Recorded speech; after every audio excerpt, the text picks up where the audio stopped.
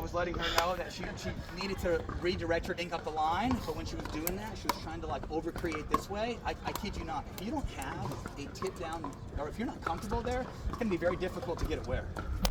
It is. Yeah. Okay, so that's necessary. If you're losing this pattern, it's going to be tough to just slice or to try to create with spin and keep it up the line. That's when you want to go to tip down, guide and steer, add some lift, add some shape, and get that sucker shallow. Okay, so, okay, dinking up the line. Take a look. Find a stance that allows you to be mobile. I was talking to who's my gal in the blue? Oh, there she's hiding. Okay, so give me your first name. Mandy. Love me some Mandy. Mandy is she's a little too wide with her stance. You guys probably heard this because Morgan Evans used to always say this, but Mandy, would you ever walk like this? No, she would never. Okay? But when you're this wide, what's attractive? Reaching. Chasing lots of yucky trash. You're gonna find you get overextended if you get super wide. Narrow your stance. Maybe it's shoulder width. Maybe it's right outside. Maybe it's right inside. Plain and simple. Find your most mobile stuff. That's step one, right? Okay. And then from there, we're keeping our upper extremities still. Bowl on the head, beverage in hand. Less going on the left side can go wrong. If it's inside of my zones, if it's inside of zones 2 and 3, it's all going to be where? Sit down. I can take it with both a forehand or a backhand, whatever you're comfortable with. So I would say these are just shallow dinks, right? At a 3-0 to a 3-5 level, you're going to win a lot of points just by hitting shallow dinks and outlasting. 3-0 to 3-5, what's the percentage of points being won by unforced errors compared to forced errors at a 3-0 to 3-5 level? 60%. 80. 80, 20, yeah. Right? 80-20. 4-0, 4-5, maybe like 60-40. Everybody puts their underwear on the same exact way. And their socks, right? And their shoes, okay? So if I want to outlast, I can do that. I can just dink shallow. I can try to isolate, keep it nice and still. See how the hand positioning is very still. Backhand dink, I'm leading with the knuckle. Forehand dink, I'm leading with the palm here. This is called kissing a baby. This is called slapping a baby, okay? No slapping babies out here. So just think about touching like the back 10% of the ball, giving it a little kiss. I'm gonna show you an example here of Kyle moving me around. He's in control. He's probably adding shape or he's adding spin. I'm going to be guiding and steering and trying to dink shallow. Okay. K-Mac is probably hitting more pressurized or linear dinks or pushing dinks. See how they're a little deeper in the kitchen. Okay. As they're deeper in the kitchen, what's my main focus? Shallow, Lifting. sit down, and get that sucker in a non-attackable area. Okay. K-Mac, anytime you're hitting push dinks, you're aiming. Yeah, you're going deeper in the kitchen. You're trying to take their time away. And really what you're trying to do is find that, what I call that like indecision point, right? It's a little bit different for everybody. You're trying to go right at that line where they're comfortable, or excuse me, a little bit uncomfortable taking the ball out of the air. They have to make that split second decision of, do I take it out of the air? Do I hold my ground? Do I take a step back? If you can put them to that decision over and over and over again,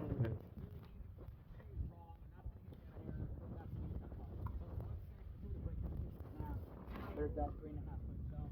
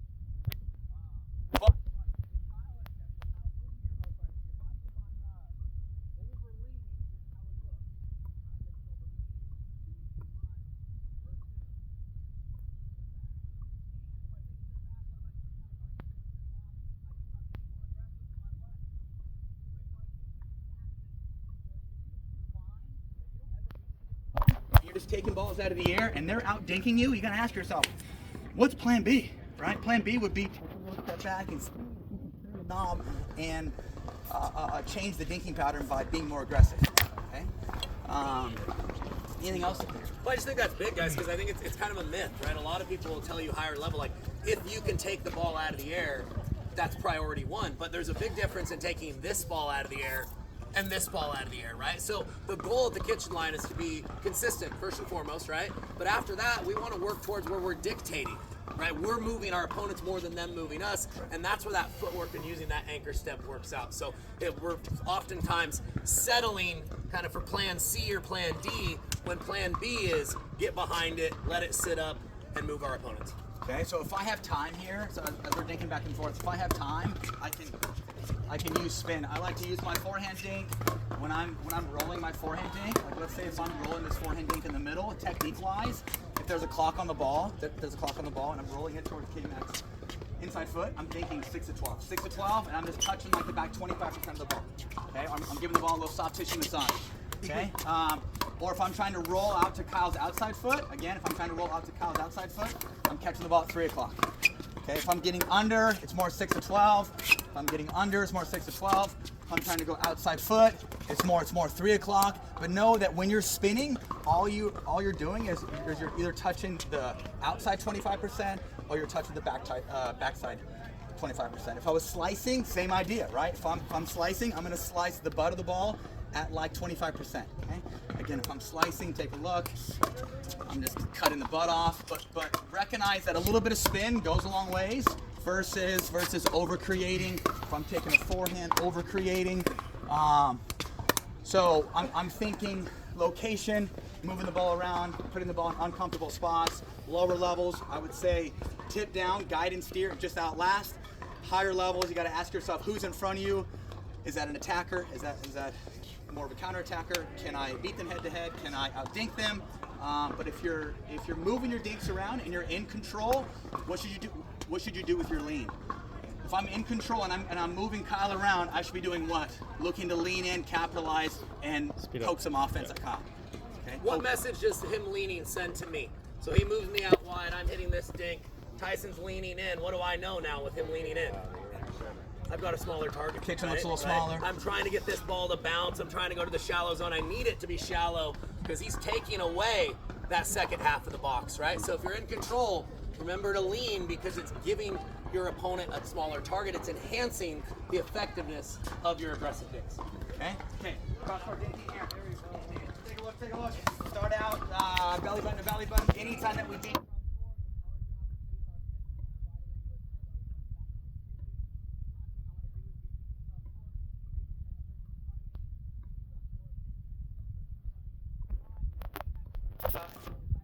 Cross court, take a look.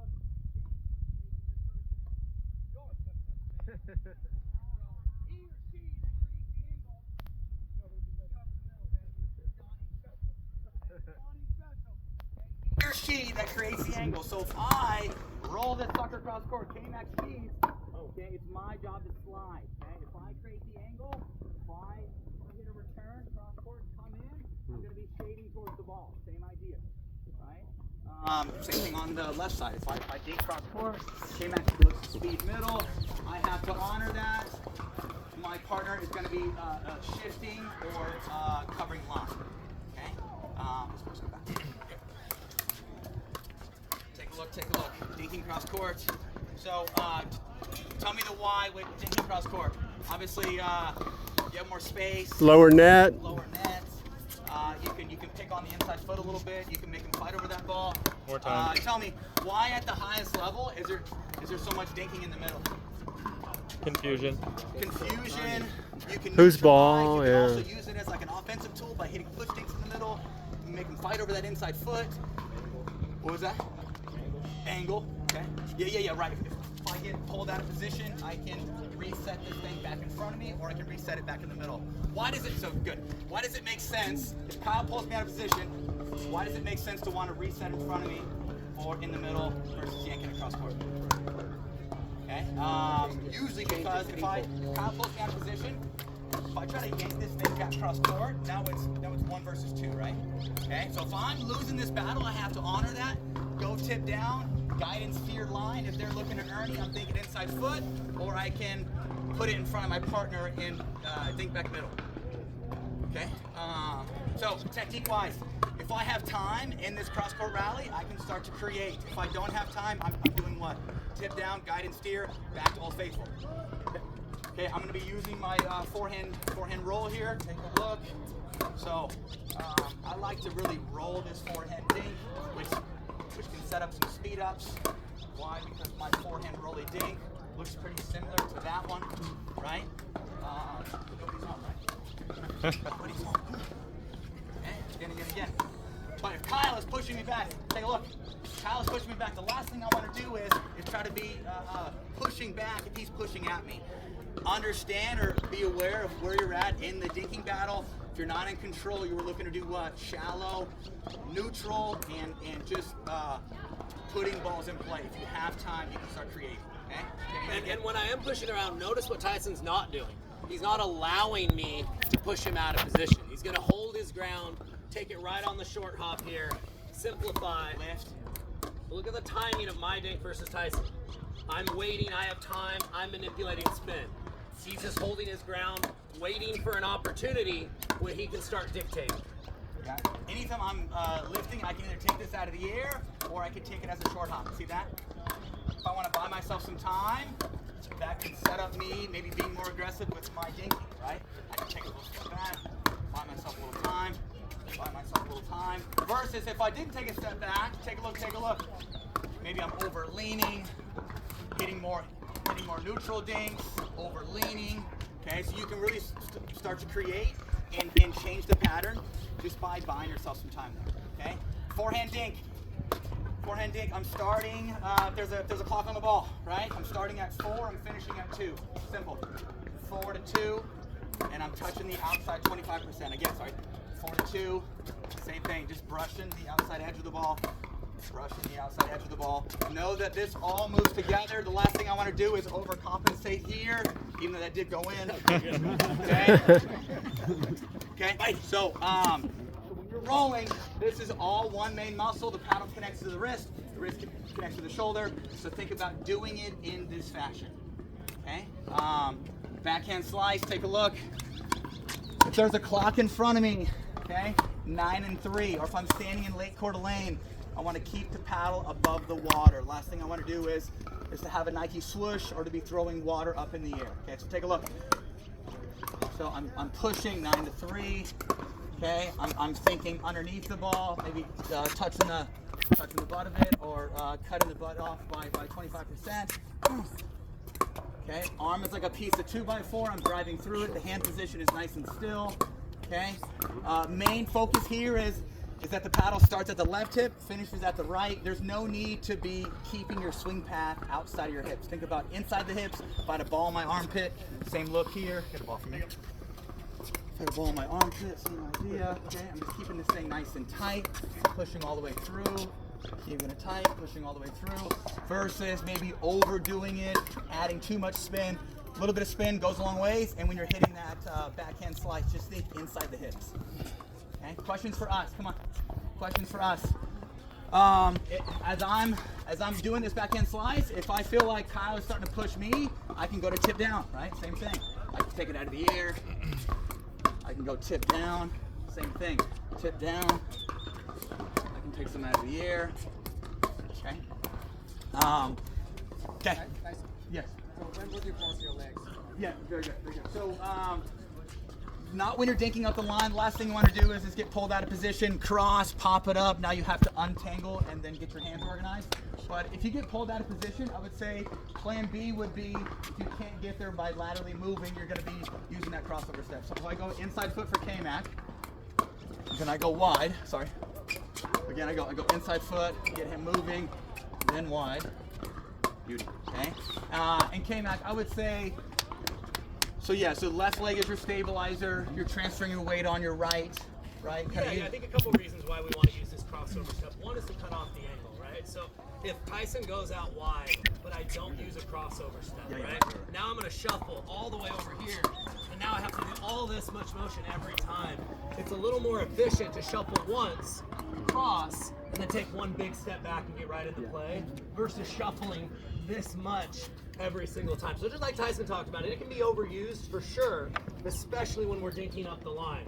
For crossing every time, it's a little inefficient, right? But when we're trying to cut off the angle, especially with that slice, it keeps everything kind of all in a line using that crossover step. I used to always say, if you wake up with a case of pickle ass, and it came to show that you did not use that crossover step and that you didn't move the right way. Okay? Case of pickle ass. So Tyson, when do you kind of? Sometimes it seems like you stay where you were. Other times you go to the home position. Or when do you know? Yeah, so it's just kind of based on my dink, right? So obviously, if I'm dinking wide, he or she that creates the angle needs to be doing what? Making themselves useful in the middle. If I dink more inside foot, I can stay right here, right? If I dink more middle, I can stay right here. If I dink a little wider, I gotta move with it. Okay. So if you get pushed out here, do you stay there? So if I get pushed out here, I'm probably looking to place my dink either inside foot or middle, and then my partner's doing what? Coming with me. Sliding, The yeah. idea of following the ball, right? So it's where you dig, Dig. that's the direction you want to go. If Okay. you dig straight ahead, maybe you can stay. Right. If you're going this way, you shade this way. If you're going that way, you follow the ball at least a step or a shuffle. Gotcha. Drills are gonna be K-Max in front of me here, K-Max in front of me, nice and easy. Let's go right foot to right foot here, okay? Right foot to right foot, so I can take this off the bounce. I can go tip down. I can take some out of the air without chasing track. Sorry. Or I can take a little step back to do what? Hit more of a pushing dink. You see that? Take it out of the air. Buy myself some time. I can roll it. Work that right foot. Okay, so all we're doing here is just directional dinking. Palm needs to be facing at the target, which is right foot. You can work on your slice if you have time. You can work on your top spin roll if you have time, or if you don't have time, either add the air or tip down. Okay. Next thing here is left foot to left foot. Again, left foot to left foot. I can take some out of the air. And if you're comfortable, you can start working on like a little spin out of the air. I can use my slice. Okay, left foot to left foot, keeping the hand positioning still, leading with the knuckles. Next exercise here would be figure eights. Kyle's going cross court, I'm going up the line. Take a look, I'm going line, he's going cross. You will see here that the person going cross court probably has some more time to work with. So as you see that, Kyle is working on using his slice dink on his backhand, using his forehand roll on his forehand.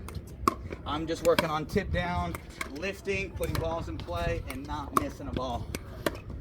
Okay, then we'll change direction here. Change direction. I'm cross, K-Max line, same thing.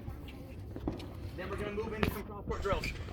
Cross-court drills, we're gonna alternate feet first. Take a look. We'll go inside foot, inside, outside, outside, inside, inside, outside. Guiding with my palm on the forehand. Guiding with the knuckles on the backhand side. So basically middle wide, or left foot, right foot, left foot, right foot. Okay, and we'll do the exact same thing on the left side. Show you real quick here, middle, wide, middle. So you see, if we have time, we're adding spin. If we don't have time, we're just guiding and steering. Don't have time, guide and steer. Have some time, I can use some spin. Work K-Mac around. Nice steps in. Work that man around. I like it, very good. Last exercise here.